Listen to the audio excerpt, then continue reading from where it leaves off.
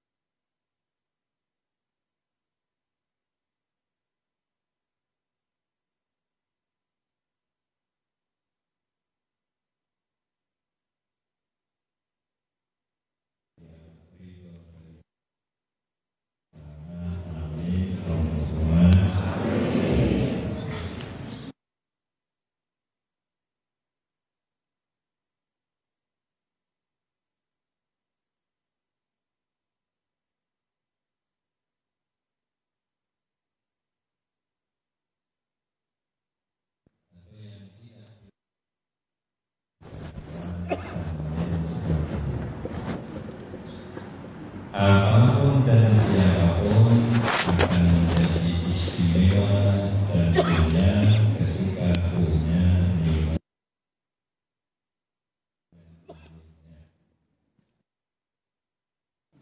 Ketika ada batu, sekian juta batu, ada batu yang punya nilai tinggi ketika ada kelebihan di batu itu. Makanan, minuman, tempat tinggal, kendaraan, pohon-pohonan, obat-obatan, hewan, manusia, apa saja di mana ada nilai lebih, ada keistimewaan, di situ ada kemuliaan. Dan ketahuilah manusia dimuliakan Allah itu dilihat dari sisi apanya, agar nanti adik-adik tahu dan punya semangat yang tinggi. Dinilai dari adanya ilmu di dalam diri manusia itu. Kehebatan dan kemuliaan manusia tidak ditentukan dengan kekuatan yang besar yang ada di diri manusia. Karena sekuat-kuat manusia lebih kuat gajah. Tapi tidak ada orang ngomong gajah lebih mulia daripada manusia. Kemuliaan manusia tidak diukur dari kekuatan banyaknya makan. Karena jelas perut manusia lebih besar perutnya sapi yang memuat sekian kintal satu kali makan. Kelebihan manusia tidak dilihat dari kecepatan manusia berlari, karena secepat apapun lari manusia masih cepat kuda.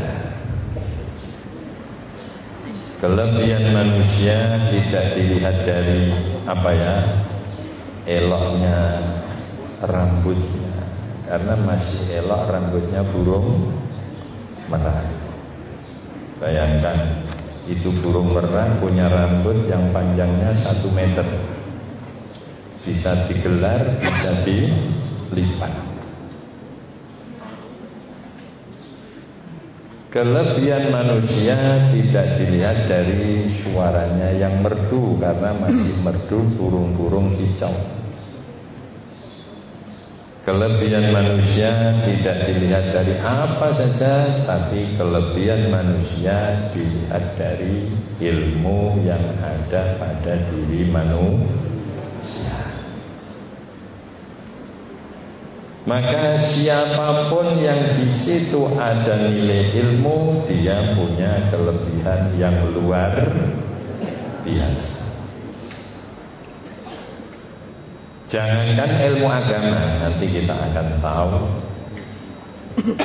Ilmu saja secara umum punya nilai lebih.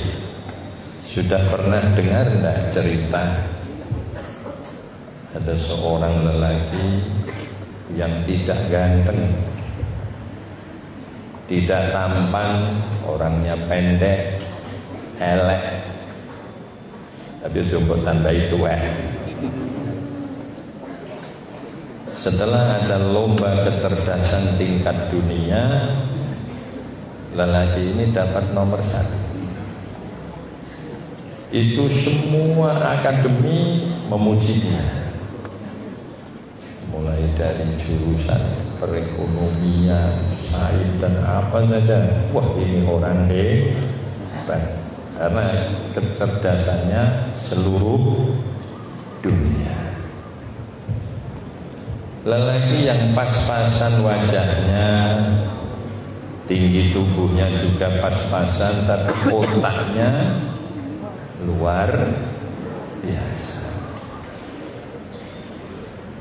Dalam satu sisi lain ada kontes kecantikan sedunia. Akhirnya terpilih wanita tercantik sedunia. Luar biasa, wong tercantik kok sedunia. Istri saya juga tercantik serumah saya. Setelah kontes perempuan tercantik selesai, ada sesuatu yang di luar dugaan. Peraih kontes kecantikan seluruh dunia tiba-tiba mendatangi tempat kontes kecerdasan seluruh dunia, dan lelaki itu ditemui. Kenalan dong, ya. Siapa? Pak Ijo. Masuk kontes kecerdasan sedunia namanya Pak Ijo.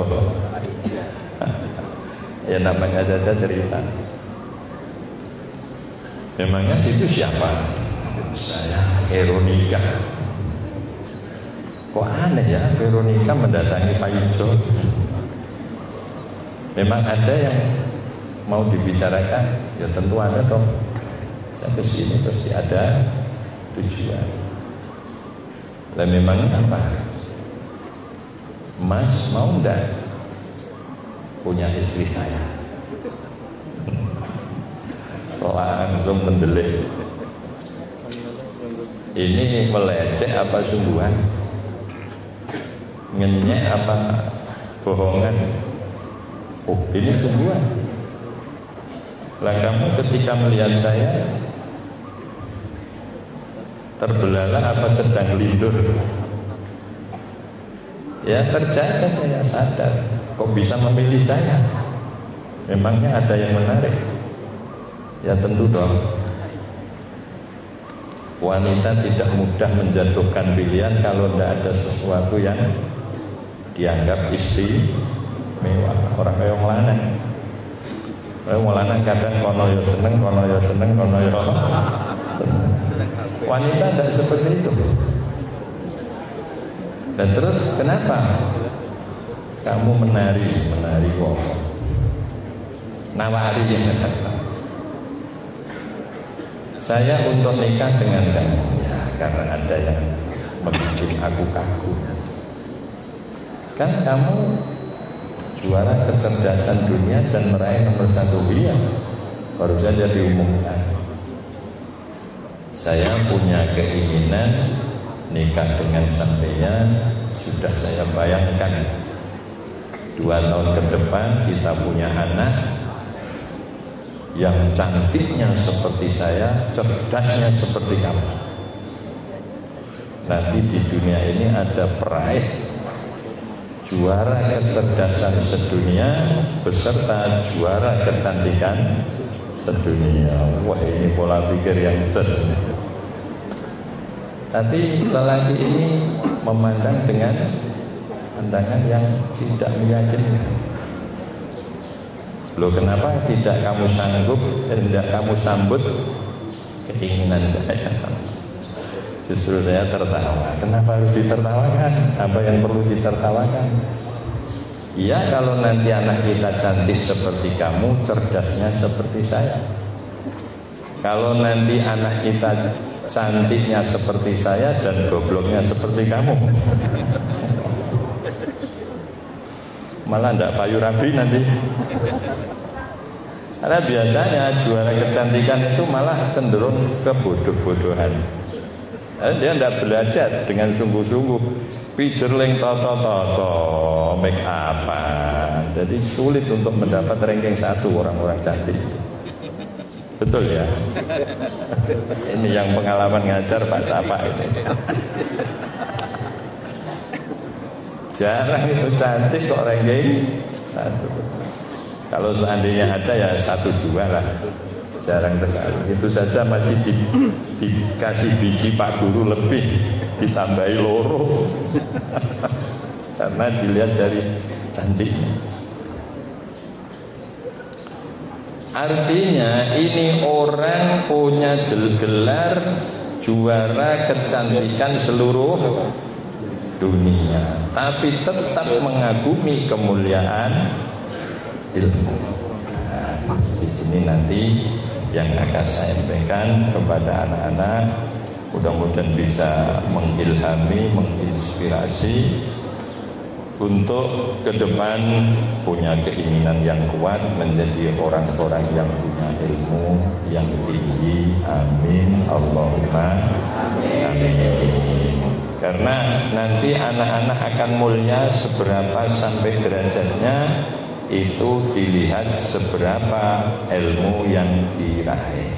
Mudah-mudahan nanti terkabulkan. Allahumma. Anak-anak, tidak ada kecerdasan seperti cerdasnya para nabi-nabi Allah. Memang itu hamba-hamba Allah yang terpilih. Dan ketahuilah, mulai Nabi Adam sampai Nabi Muhammad sallallahu alaihi wasallam, beliau menjadi yang termulia karena ilmu yang diberikan oleh Allah Subhanahu. Rasulullah sallallahu alaihi wasallam. Mudah-mudahan anak-anak nanti langsung bisa hafal ya. Ada sebuah kebanggaan yang sangat istimewa, yang sebetulnya hal itu kalau dimiliki selain oleh Rasulullah adalah sebuah kekurangan yang mendasar. Apa itu adik-adik? Gelar baginda Nabi Muhammad sallallahu alaihi wasallam yang disebut An-Nabiyil Ummiyyi. Apa adik-adik? An-Nabiyil. Sudah tahu mana Ummiyyi? Ada 4 makna. Yang 4-4-nya ini istimewa semua. Nanti mudah-mudahan langsung adik-adik hafal. Allahumma. Yang langsung hafal nanti dapat hadiah dari Bapak Ali Musyafa. Bukan dari saya. Pertama, al-ummiyyi. Nanti adik-adik kalau ngajinya diteruskan ke pondok akan tahu yang namanya ya nisbat. Ummun jadi ummiyun, syafi'un jadi syafi'iyun. Terus hambalun jadi hambaliyun, Imam Hambali. Itu namanya ya nisbat. Rasulullah punya gelar al-ummi. Pertama, karena Rasulullah lahir di Ummul Qura.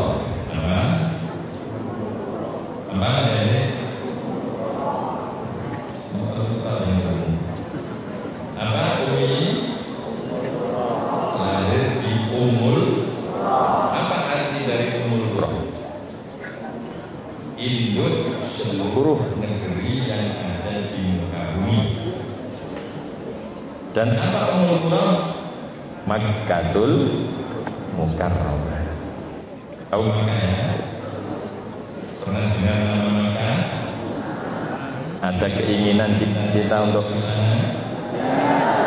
Alhamdulillah. Ya, kapan Anda tahu? Ummul Qura adalah induk dari seluruh negara yang ada di muka, yaitu Makkatul Mukarramah. Maka beliau dapat gelar Al-Ummi karena dilahirkan di Ummul Qura.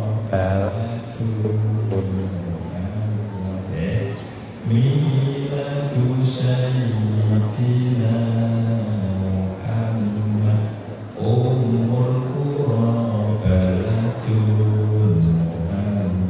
Allahumma sholli ala Muhammad ya Rabbi sholli alaihi wa sallim. Miladu Sayyidina Muhammad, tempat kelahiran Nabi Muhammad, Ummul Qura, yaitu induk semua negara yang ada di muka bumi.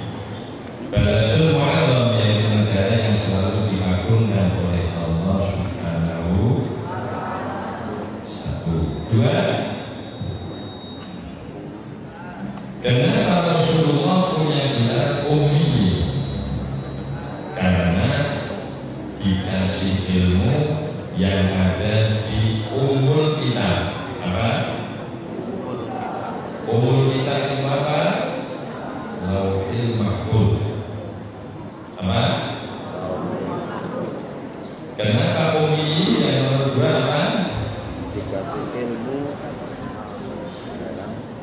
Sudah lupa. Ini kurang fokus. Aku lebih terminal. Kenapa? Karena dikasih gelar Ummi, apa yang nomor dua? Dikasih ilmu. Dikasih ilmu yang ada di Ummul Kitab. Ummul Kitab artinya Lauhil Mahfuz.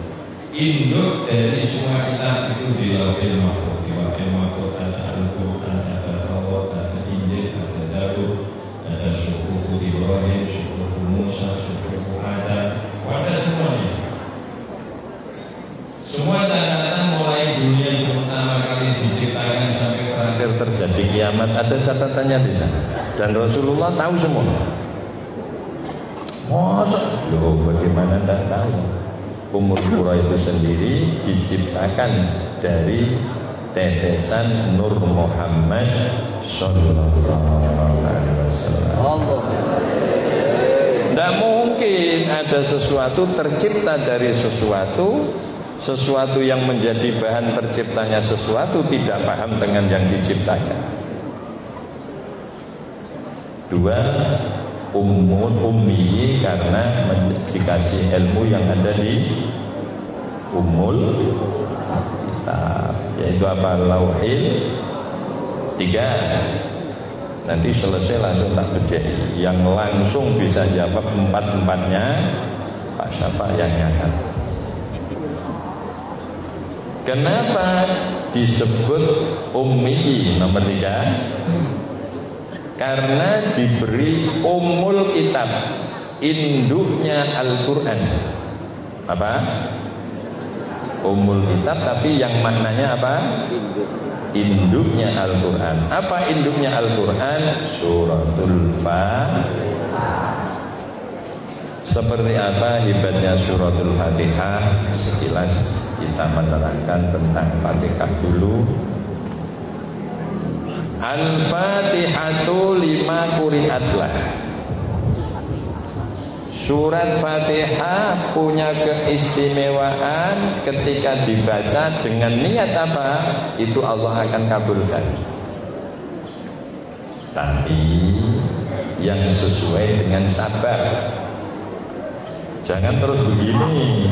Ada orang jumlahnya 100, Al-Fatihah, muga-muga jadi presiden kabeh. Mohal. Karena presiden harus satu. Ya. Kalau Al-Fatihah mudah-mudahan MTS negeri kelas 3 lulus 100%. Boleh. Berdoa seperti itu boleh, karena ada lulus 100% itu barang yang Saya pernah muadaah aliyah dalam rangka tidak lulus 100%. Masya Allah, muadaah kok tidak lulus 100%. Buat apa muadaahnya? Untuk menyadarkan anak-anak agar tidak blank semua. 100% tidak lulus. Gara-garanya apa? Katanya dapat bocoran dia. Jadi semua anak pegang bocoran itu. Wah, gua harapnya nomor 1 cepet semua, tapi salah. Itu pernah terjadi di Jepara sana, Keling. Ada aliyah tidak lulus 100%. Itu muadaah saya diundang, suruh ngandani putra-putra jangan putus asa. Ummul kitab yaitu suratul Fatihah. Surat Fatihah tergantung niat yang apa yang diinginkan, kemudian dibacakan itu Fatihah, Allah akan mengabulkan. Allahumma. Adik-adik masih punya bapak ibu? Semuanya masih punya bapak ibu? Alhamdulillah. Kepingin bapak ibunya lancar usahanya enggak? Iya harus, karena kalau bapak lancar sampean juga ikut lancar. Pesan saya kepada adik-adik MTSN khususnya yang datang di sini, setiap selesai sholat minimal kirim Fatihah. Mudah-mudahan ibu bapak dijaga kesehatan, dimudahkan rezekinya oleh Allah. Al-Fatihah. Ya, tiap habis sholat ya. Orang sing jawab iki. Pak Ane wis mati menawa. Setiap selesai sholat baca Fatihah dengan niat mudah-mudahan Allah sehatkan kedua orang tua, mudahkan usahanya. Al-Fatihah. Siap dah? Siap dah? Itu ora siap ya. Oh ya wes.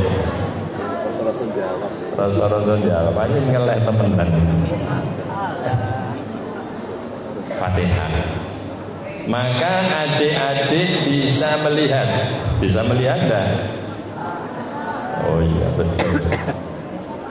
Di setiap hajat apa saja, gada keinginan apa saja, orang-orang tua kita selalu diawali dengan baca Fatihah.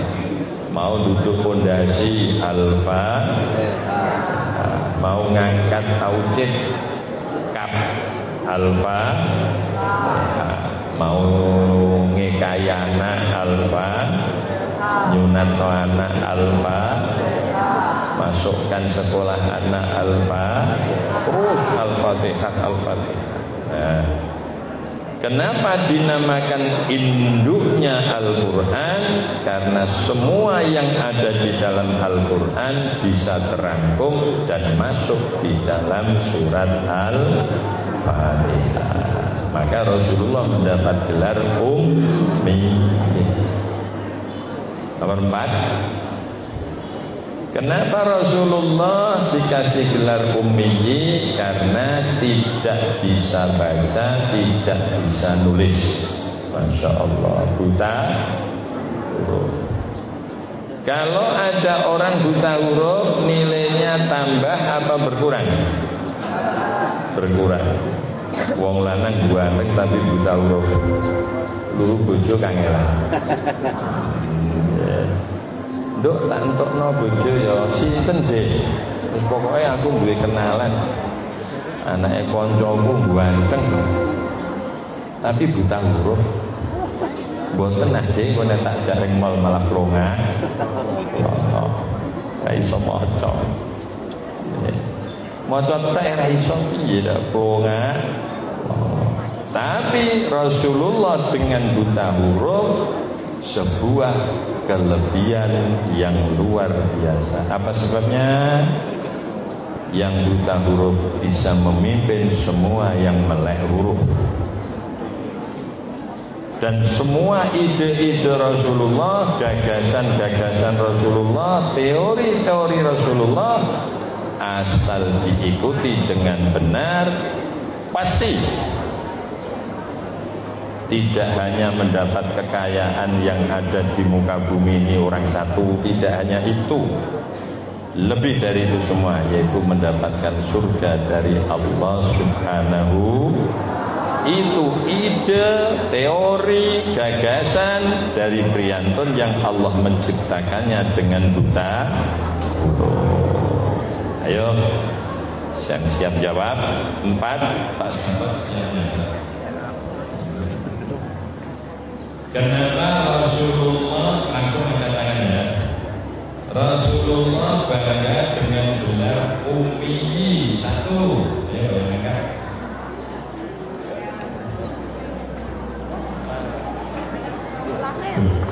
Dari ini tadi sama tidur kan deh. Ummi aku. Jalur sekelas ibu. Ayo ada yang angkat tangannya? Pak Sahabat siapa dulu? Ada ini.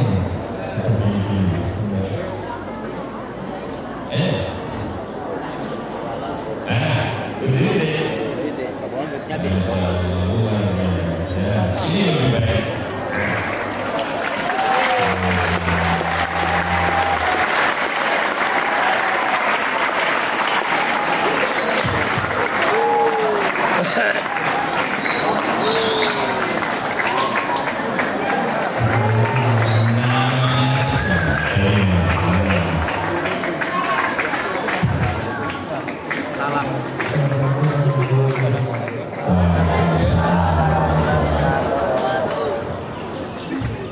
Nama saya dari kelas Jakarta.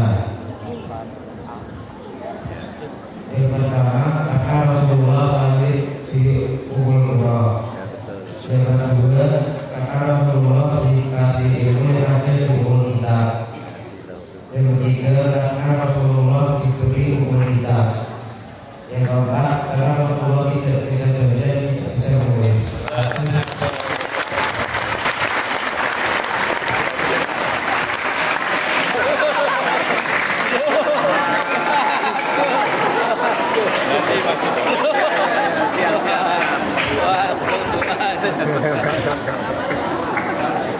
Sini aja, situ aja. Nah, duduk situ. Alhamdulillah kesempatan hanya ada 1 kali.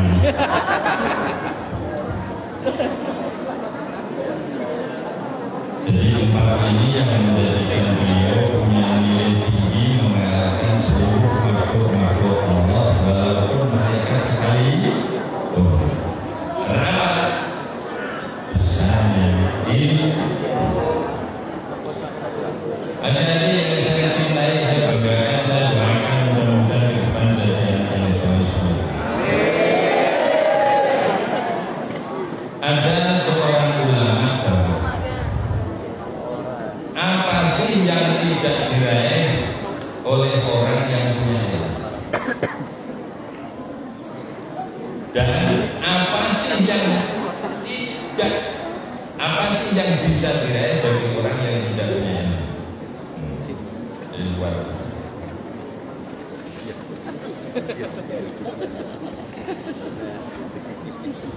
Dengarkan ya.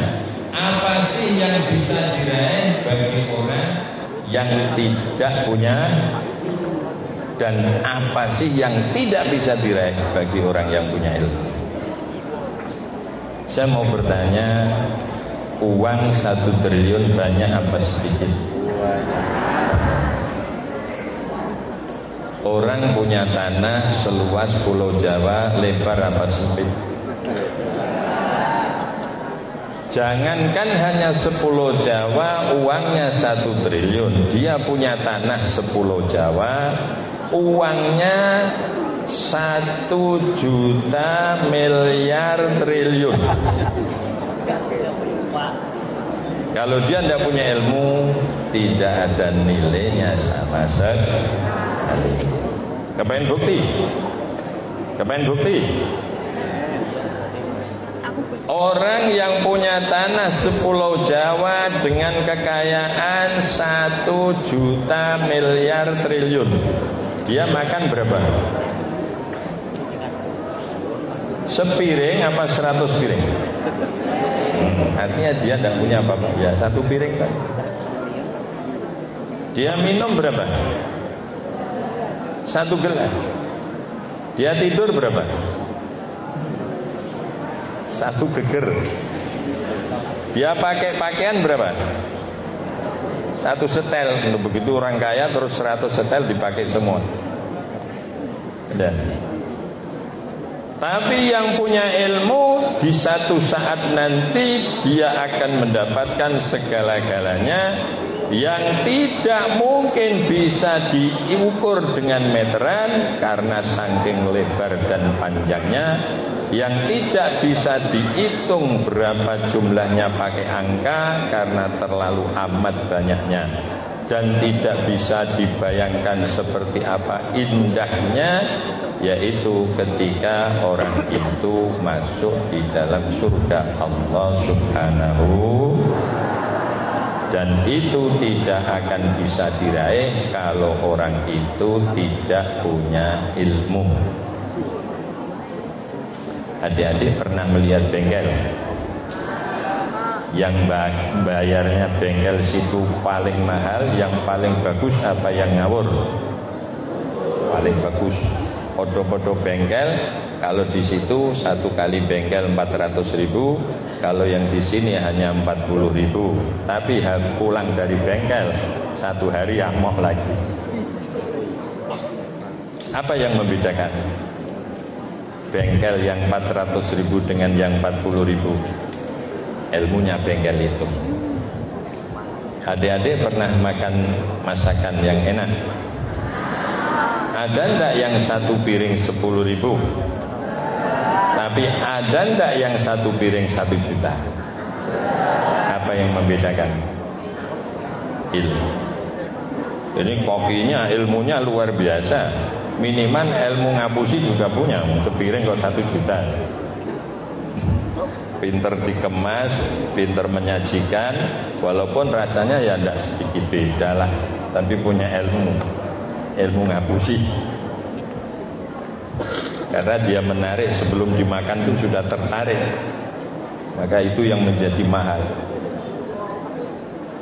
Adik-adik yang saya muliakan, saya cintai, saya banggakan, saya doakan mudah-mudahan ke depan jadi anak yang solih-solih.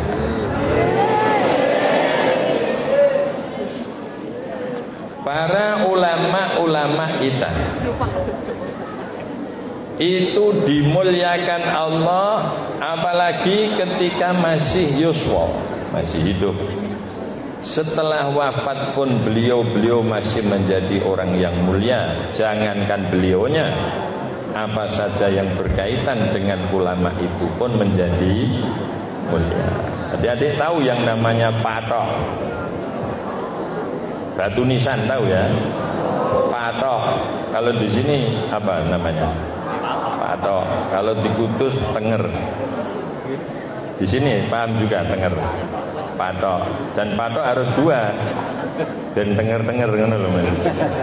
Rene ana mayit kok mulai iku patoke kurang 1. Ya, dikai loro mesti tenger ra mulang-mulai. Saya mau tanya sama adik-adik, pernah ziarah ke makam Mbak Sunan Jangkung? Nah, Mbak Saridin? Nah. Angkat tangan, ngacung, siapa yang berani duduk di batu nisannya? Kowe nek kepengen mencret selawase urip. Kenapa kita tidak berani padahal itu batu? Jangan kau lihat batunya, tapi yang berada di bawah batu nisan itu adalah beliau yang mulia di sisi Allah. Apa yang mengangkat beliau menjadi patoknya saja tidak ada yang berani duduk, karena ilmu yang dimiliki para wali-wali Allah. Ada enggak yang pernah ziarah ke Sunan Muria? Ini cerita. Bapak saya,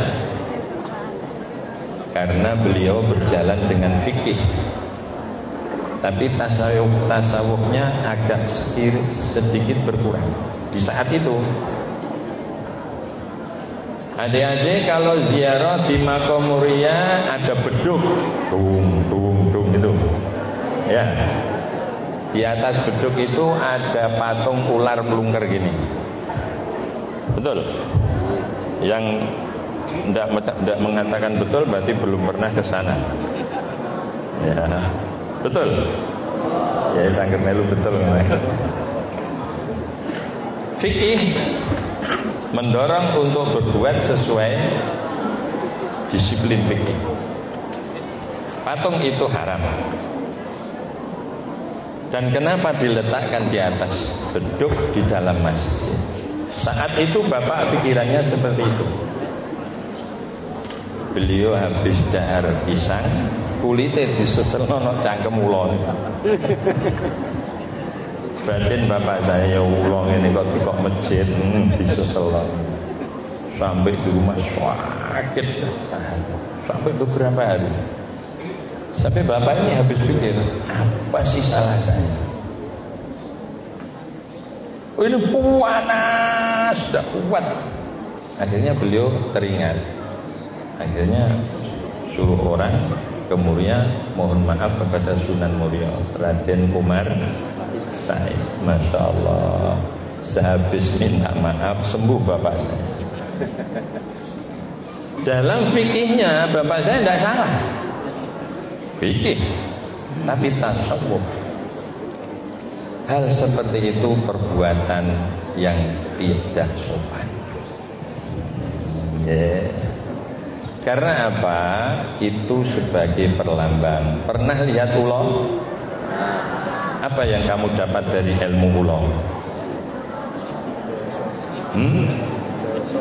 Delosor. Pernah melihat ular makan? Dikunyah enggak? Tidak. Kenapa harus seperti itu? Ular satu kali makan kuat bertahan setengah tahun, bahkan 1 tahun. Artinya, hai umatku, murid-muridku dari Mbah Sunan Muria, kamu bertirakatlah seperti ular. Ular satu kali makan kuat bertahan setengah tahun, bahkan 1 tahun. Kenapa kamu 3 hari sekali makan masih sambat lapar? 1 hari 3 kali. Ini lambang dari ular. Ya, itulah hebatnya apa? Maka Allah meletakkan sifat-sifat istimewa terkadang dititipkan pada hewan sedikit-sedikit. Adik-adik sudah pernah dengar yang namanya tawakal, pasrah. Siapa yang paling tawakal di muka bumi?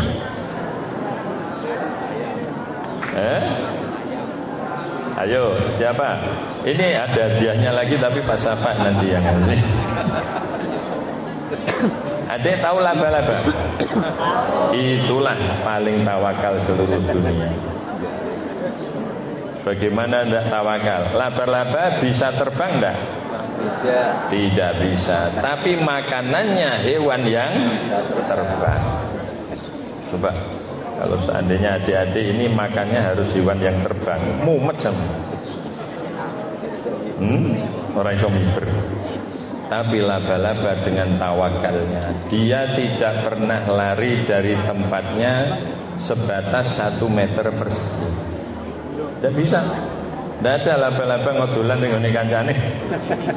jaluk mangane ndak titik ah. Enggak ada. 100% tawakal. Kalau ada makanan alhamdulillah, kalau ndak ada saya puasa. Dan itu hidup dijalani tiap hari dengan penuh ketawakalan. Itulah Masya Allah. Dia hanya pasrah, ya Allah, ini sudah setengah hari belum makan. Oh, enggak taunya ada laler pacaran. Kejar-kejaran sampai enggak sadar di depannya ada sarang. Kebancang makan. Alhamdulillah. Terus enggak ada lagi sampai sore. Tawakal apa lari? Ke rumah temannya apa nunggu? Allah meletakkan tawakal sebagian apa yang adik-adik lihat secara keseluruhan dari hewan? Allah meletakkan sifat apa? Semua dari kucing, kambing, ular, ya apa kira-kira?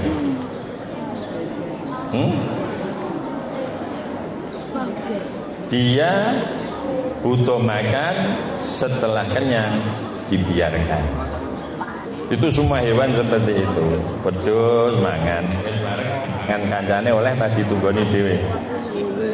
Boleh. Pernah lihat kucing? Bandeng yang segini dapat separuh kenyang, ditinggal apa disimpan di rumah? Ditinggal, biar dimakan temannya. Ayam, ada orang memek beras gabah 1 ton. Dia makan begitu kenyang, telehnya kebak, pulang bawa 10 bergemam. Biar dimakan yang lain. Terus gerangsang mana manusia dengan kambing? Gerangsang mana manusia dengan kucing? Dia hanya mampu mangan 1 piring, itu nginggakno sakon.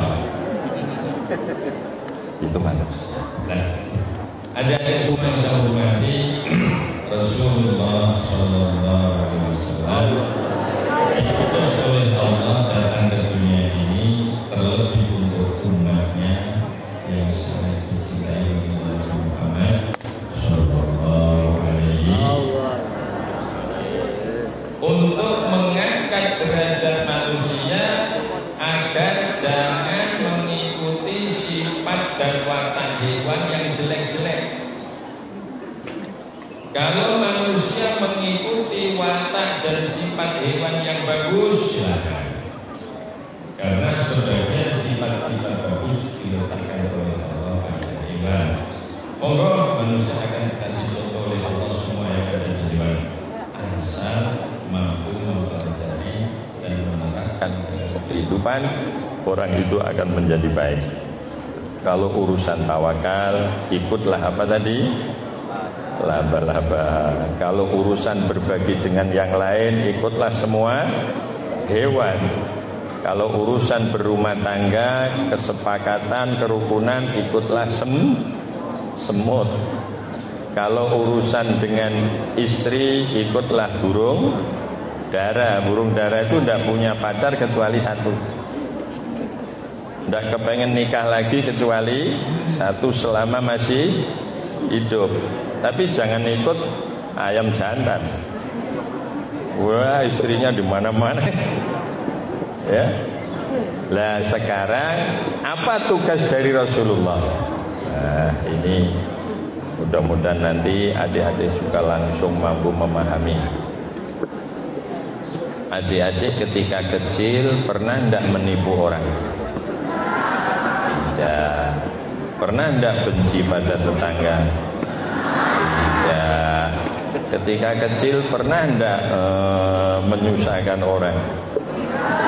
Tidak. Ketika kecil pernah tidak menyembah batu? Tidak. Ketika kecil pernah tidak membunuh orang? Tidak. Artinya wali dong. Wali semua. Datangnya Rasulullah adalah menyempurnakan sifat-sifat wali yang telah diberikan oleh Allah kepada setiap bayi yang terlahirkan untuk disempur. Maka sabda yang paling menonjol, paling dikenal, paling dihafal orang banyak, innama bu'istu liutammima makarimal akhlak. Artinya semua bayi yang terlahir dikasih makarimul akhlak oleh Allah. Tugas Rasulullah menyempurnakan. Kenapa orang kafir dimarahi Allah? Padahal yang menghendaki kafir siapa? Allah qadar. Kenapa orang maksiat dimarahi Allah? Padahal qadarnya Allah. Jawabannya adik-adik harus tahu, nanti ke depan sampai akan ketemu orang-orang yang model seperti itu banyak di luar sana. Memang semua adalah qadar Allah dan manusia diharuskan punya andil ikhtiar. Kenapa orang kafir dimarahi Allah? Karena Allah tidak pernah menciptakan bayi lahir kafir. Maka ketika ada orang kafir pasti ada yang memproses. Lahir pertama Islam kok. Kullu mauludin yuladu ala fitrah ay fitratil Islam. Kenapa orang maksiat dimarahi Allah? Karena Allah tidak pernah mewujudkan bayi lahir kemudian bisa menjalankan maksiat. Dari mana dia kenal maksiat? Pertama nanti yang akan diurus kedua orang tuanya. Yang kedua baru anak-anak pribadi masing-masing nanti akan ditanya oleh Allah. Kenapa Pak kita tidak boleh ketika ada orang mendem? Loh qadarnya begitu tidak boleh. Saya kafir qadarnya begitu saya tidak sholat qadarnya begitu Teruskan omongan ini, nanti akan ada jawabannya. Kenapa kamu punya anak istri tidak kerja? Lo qadarnya gitu Terus ketika sampai sakit, kenapa kamu berubah? Berani jawab. Loh saya sakit tidak usah berobat, qadarnya begitu. Lebih akan nampak lagi ketika perutnya ngeleh. Kamu tidak makan, murah qadarnya ngono kok. Gue naik warek dewi. Kenapa ketika sampai pada urusan makan, bekerja, berobat, kita akan tetap mengedepankan ikhtiar? Itu artinya tidak hanya urusan makan tok, tidak hanya urusan berobat tok, tidak hanya urusan yang kepentingan pribadi, tapi semuanya memang qadar, tapi kita diwajibkan untuk ikhtiar. Orang kafir qadar Allah, tapi membiarkan diri dalam kekufuran adalah sebuah pilihan.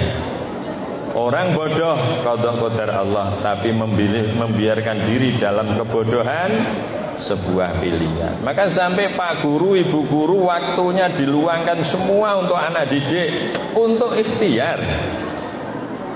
Coba kalau Pak Syafa kemudian dengan segala yang ikut membantu kesuksesan di madrasah sini ngomong, kowe sekolah yola, ora yola, sinau yola, ora yola, wis qadar. Habis ndak murid di sini nanti? Wali murid demo semua ndak? Itu bukan guru kamu itu wali gadungan. Katanya qadar ndak paham qadar. Maka terakhir pesan saya kepada adik-adik, qadar tidak untuk dibicarakan dan diseminarkan. Qadar untuk diimani. Kenapa saya masih sakit padahal saya sudah berobat? Oh, ini yang namanya qadar. Ya. Nak, belajar nak, Bu, apa bukan qadar? Udah, kamu harus ikhtiar. Ternyata kamu ikhtiar sinaunya kenceng, bapak ibu doanya juga kenceng, ternyata kok satu kelas 2 tahun, lah itu namanya kodok. Yang ikhtiarnya gagal. Tapi kewajiban manusia punya ikhtiar. Bapak guru ikhtiar, wali murid ikhtiar, muridnya ikhtiar, Allah memberi. Anak-anak, kenalilah kewajiban. Saya mau tanya, anak-anak sekolah di sini yang wajib membayar siapa? Orang tua. Jadi sampean ndak usah mikir aku kok bayare piye, ora tugasmu. Bapak Ibu dan bayar, besok dipupu malaikat yo Bapak Ibu. Anak-anak sekolah di sini pelajaran disampaikan, tugasnya siapa? Bapak guru. Anak-anak ndak usah mikir tugasnya Bapak guru. Datang, mendengarkan, mencatat, menghafalkan. Tugasnya siapa? Murid. Ingin tahu tugas Allah? Ingin tahu tugas Allah? Memberi ilmu. Bapak guru rajin, wali murid tidak pernah telat bayarannya. Anak-anak sekolahnya sregep, nyatet, ngapalkan, Allah ngasih pinter gue yo. Langsung pinter. Ya. Maka kenalilah kewajiban masing-masing, lakukan. Maka Allah akan memberi. Karena Allah itu terkadang memberi lewat jalur, seperti anak pintar karena gurunya sregep, wali muridnya sempurna dalam menjaga, anaknya juga sregep, Allah ngasih ilmu, pinter anak ini. Ada yang tidak pakai jalur, lah yang tidak pakai jalur jangan ditiru. Kepengen pinter yang tanpa belajar. Allah kadang membuat seperti itu, walaupun 1 juta satu, tapi Allah pernah membuat. Lah yang tidak pakai jalur jangan diinginkan, karena tidak pakai jalur. Mau kamu tiru apanya? Jalur aja ada, mau ditiru. Dan yang tidak pakai jalur 1 juta Allah hanya menciptakan sekali. Ada enggak orang yang kaya mendadak tanpa kerja? Enggak ada, tapi 1 juta satu Allah kadang bikin. Siapa? Ngirimno undian sampo. Dapat hadiah 2 miliar. Kaya enggak? Kerja enggak? Enggak pakai jalur. Undian sampo kirimno dapat 2 miliar. Terus kamu ingin yang seperti itu? Wah, no, luru wadah sampo. Ngesek wanen, jambul wanen. Juga ikutlah yang pakai jalur. Dan Rasulullah Sallallahu Alaihi Wasallam diutus terhadap umatnya adalah menjalankan semua kewajiban dengan jalur masing-masing. Maka Rasulullah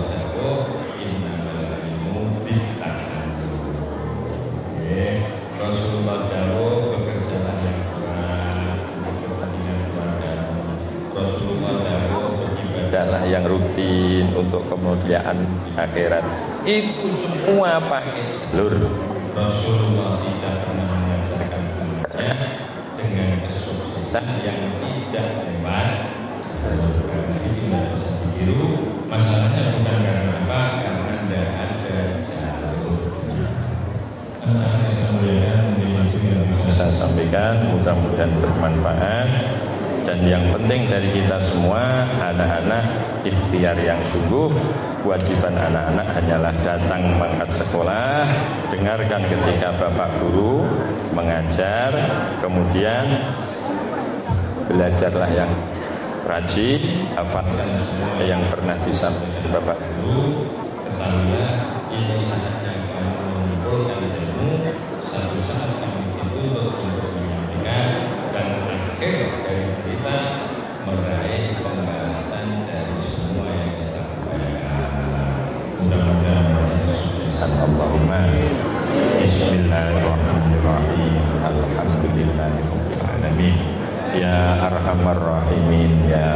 arhamar rahim ya arhamar rahimin ya dzal jalali wal ikram ya hayyu ya qayyum. Allahumma shalli wa sallim ala sayyidina Muhammadin wa ala alihi wa sahbihi wasallim.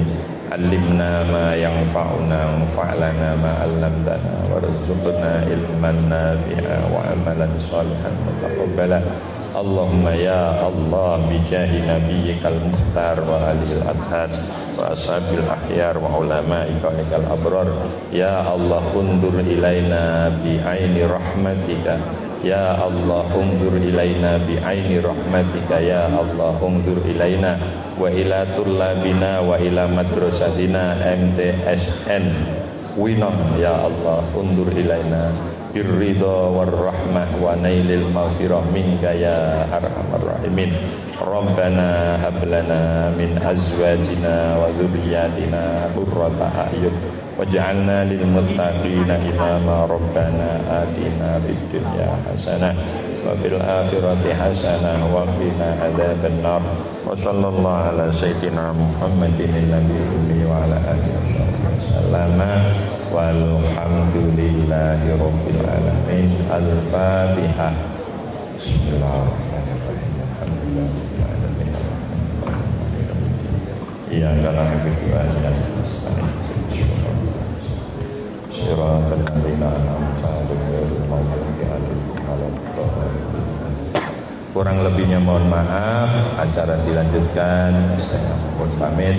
Akhirul kalam. Wassalamualaikum warahmatullahi wabarakatuh.